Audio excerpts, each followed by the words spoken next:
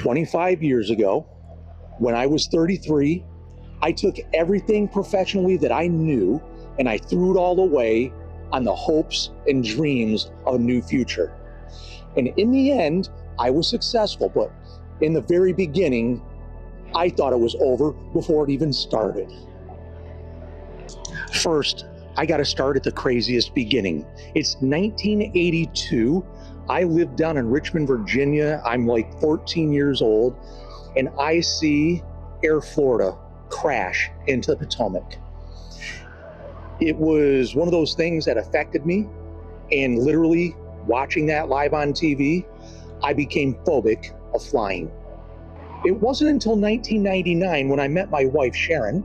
We were going out to meet her mom and dad for the first time. On the way out, she just casually mentioned, "My father's a flight instructor, so don't be surprised if he asks you to take a ride in his airplane." I'm phobic of flying, so I decided to take the leap with Dad. And listen, if you like these stories of change in our lives and how things can sometimes just literally jump up in front of us, I'm just going to ask you to hit like and subscribe on this, and I really appreciate it. So we get out there and I take the ride. I go up with her dad. And what I realized while we were flying was it wasn't too bad. He handed me the controls and I didn't even know it. And next thing I knew, I was flying the airplane. And that dream hit. Later on that year in October, she and I were flying back from Atlanta visiting her brother. And on the ride back, I remember distinctly looking over at her and saying, "I could do this. I could fly airplanes." And she just looked at me and she goes, "We're going to be getting married next year." And I was like, "Yeah, I know." She goes, "Well, if it's something you really want to do, let's research it and see if it's something that'll work out." So in April of 2001, my wife and I got in my car and we drove from Saratoga Springs, New York to Tucson, Arizona, where I was going to take my flight training. Now, we had only been married for 6 months. We got married in August of 2000. So here I am, 6 months after we get married, and I'm going out to Tucson, Arizona for a year. That was the plan, for 1 year. Now, when I got out to Tucson, I had been doing a couple flights with my father-in-law over the years. From 1999 until 2000, I had accumulated a whopping grand total of 10 hours. That's really nothing. So basically, when I got to Tucson, I was starting over from scratch. My first flight was April 25th, 2001. I soloed the airplane on Cinco de Mayo, May 5th, 2001. In June, after getting my private pilot certificate in May, in June, I received my instrument rating. And in July, I received my commercial rating. And in August, by the end of August, I had received my certified flight instructor rating. I could teach people to fly after 4 months of extremely intensive flight training. Of course, what I didn't anticipate was what none of us anticipated. I had been a flight instructor for a whopping 2 weeks, and 9/11 happened. I had just spent 4 months climbing a mountain that normally takes 2 to 3 years, and that mountain crumbled. I had no idea what I was going to do. Everything that I had worked for up to that point in those 4 months was gone. One of my good friends out in Tucson, he's no longer with us because he couldn't take the pressure those days later.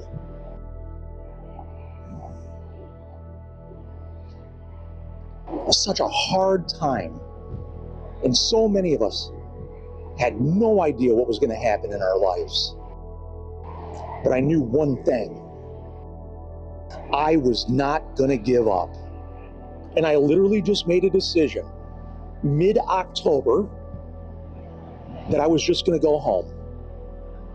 That there was nothing else for me to do in Tucson, and that I needed to go home and start my career as a pilot.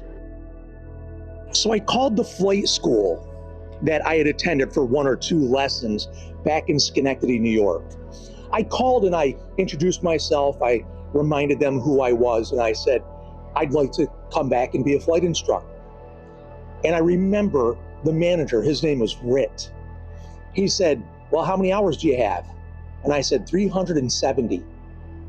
And he said, well, I can't hire you. You need 500 hours to meet my insurance.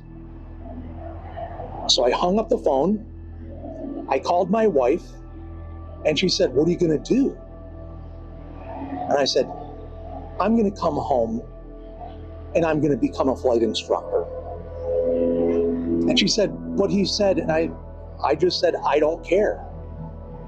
So on November 1st, I packed up my little Hyundai Sonata and I drove pretty much nonstop back to New York. I got home on a Saturday. And on Monday morning, I put on a jacket and tie. I picked up my resume and some letters of recommendation. And I walked into the office of Richmore down at Schenectady Airport. And when the guy looked at me, he goes, I just talked to you last week. You couldn't have gotten 100 and some odd hours. And I said, I didn't. But would you just fax these to your insurance company? Maybe there's a waiver that you can get for me. And then I went to lunch with my wife. And while I was at lunch, I received a voicemail that said, I don't know how, but the insurance company said I could hire you. And I was off to the races. In June the following year, when I was a flight instructor with Richmore, I was taking one of my students on a cross-country flight. I planned a trip down to our home base, and I knew we could get fuel there. When we landed, I told the young student to start fueling the airplane, and I went inside to sign out for how much fuel we were going to ultimately get. And just being me, I looked at my friend behind the counter, and I was like, "Hey, when is somebody from the charter going to be around so I could get a job?" Mind you, it's a Saturday morning. And this person looks at me and goes, "Oh, Jim's right in the back. Let me go get him." I'm like, no, wait. I'm dressed in a polo shirt and shorts, right? I'm a flight instructor. Don't do that. She didn't care. She went back and got the guy, and he comes up front. And he asked me a couple questions. The first one was, do you have your multi-engine rating? And I said, yes, I do. And he goes, how many multi-engine hours do you have? And I said, 5.2 hours. And he looked at me and goes, wait a minute, I thought you said you had your multi-engine rating. And I said, I got my rating in 5.2 hours. And that's when he looked at me and he goes, you're in the running. And just about 6 weeks after that, I started flying their Cessna 310 twin-engine airplane. I flew that Cessna 310 until April of 2003. And in April of 2003, I upgraded to flying a twin turboprop King Air. And they sent me out to training. And then after I did my training, which I didn't have to pay for, they flew me out to Kansas. And then I got to get into a full flight simulator, and it was crazy. And they're paying me to do this. And you know what happened 6 months after that? I called up the boss because I had heard about a new jet that was coming online. And none of the guys who I was flying with in the King Airs wanted to go on that jet because they knew it was going to go farther away from home. And most of those guys, they wanted to just do their out and back trips and be home every day. Well, I became a pilot so I could fly. So I called up the chief pilot and I said, hey, would you put my name in the hat? And the first thing he said to me was, Patrick, there are so many people with so much more seniority over you. And I said, okay, and none of them are going to want this job, Jim.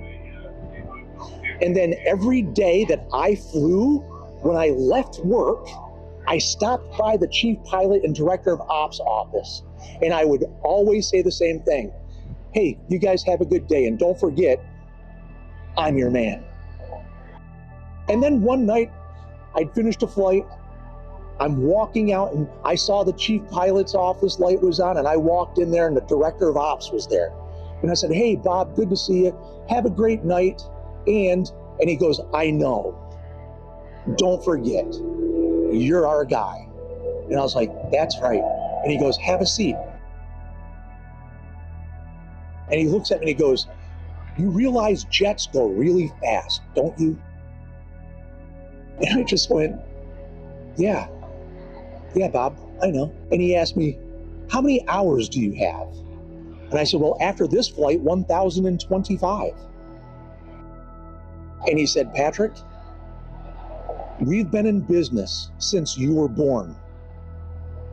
We've never sent anyone for jet training with less than 3,500 hours. Don't let me down. And I looked at him and I said, I promise you, I will never let you down.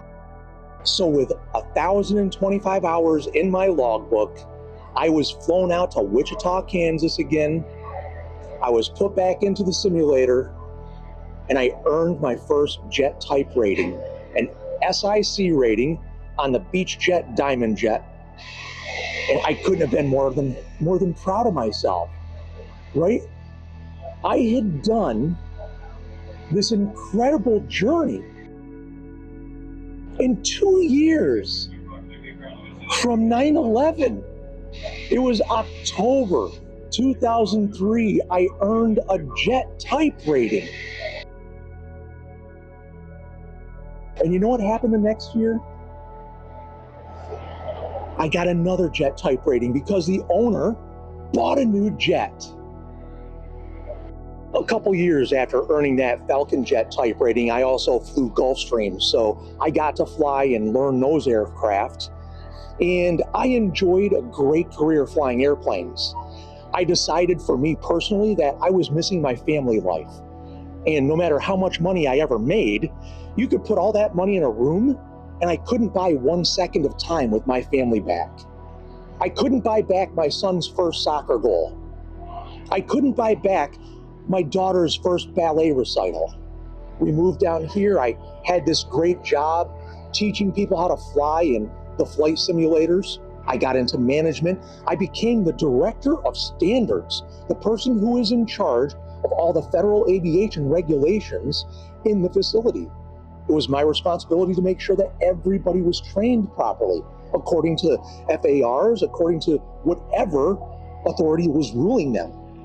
You see, we had people come from 70 different countries around the world, and it was my responsibility to make sure that all of them were trained properly. And I truly enjoyed helping everyone. But then somewhere along the way, I didn't understand office politics.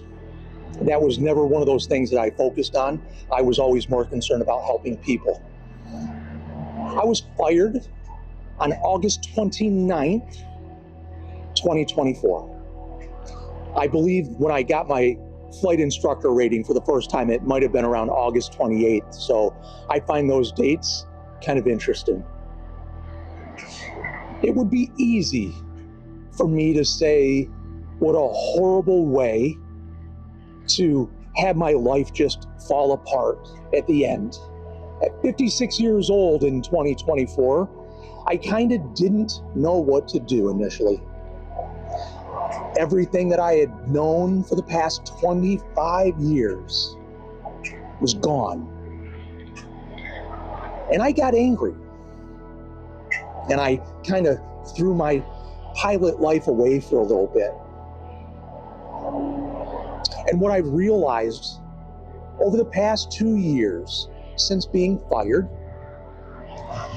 is that one day of being fired does not discount the 25 years of experience and life that I've had. If you've gone through something similar, this sounds familiar to you, I know. I'm here to tell you that you have more to share, that it is not the end, and that just like on 9/11, when I said, don't give up, and I refused to let the biggest aviation horrible accidents ever in America, I refused to let that define what I was trying to do with my dream, with my life. And in the end, I didn't, even if I got fired, because I still enjoyed a 25-year career successfully. That one day doesn't negate all the success. A divorce doesn't negate your love. A death doesn't negate the time that you spent on your journey together.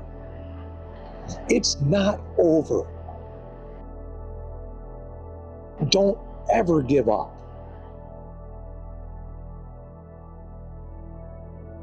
Listen, to all my new friends, I don't say goodbye. I got my own way of doing things around here. You're just going to have to get used to it. So until the next time, I'll see you out there.